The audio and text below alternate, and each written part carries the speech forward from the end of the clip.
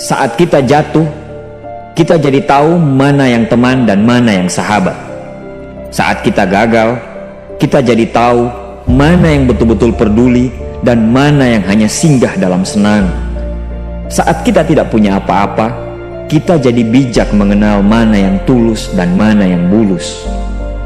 Saat kamu sukses, kaya, dan lagi di atas dalam proses kehidupan, semua orang akan memuji, semua orang akan menyanjung, bahkan semua orang akan mengaku kalau dia ikut berperan dalam suksesmu.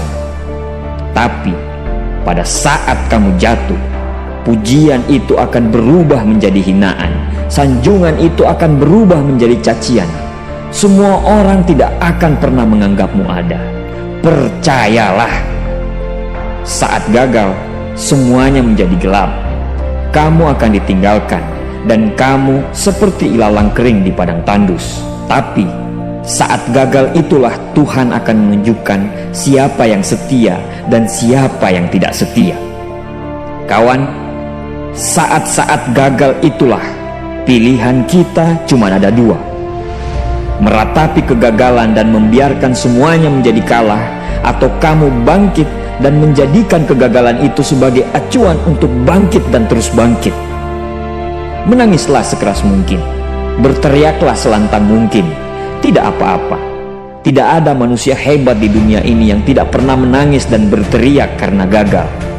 Menangis dan berteriak saat gagal bukan karena kita lemah. Kita hanya manusia biasa.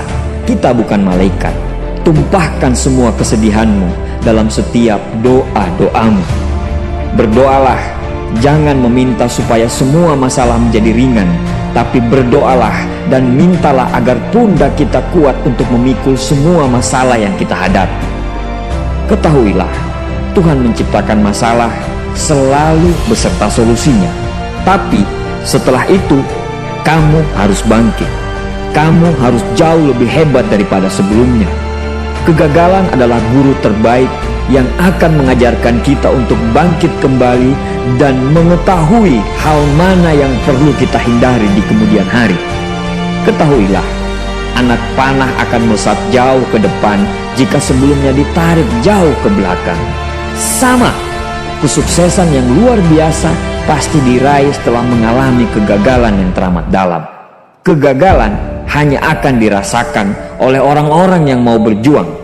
Kegagalan tidak akan terjadi kepada orang-orang pemalas yang mengabdikan hidupnya hanya untuk menjadi benalu kehidupan.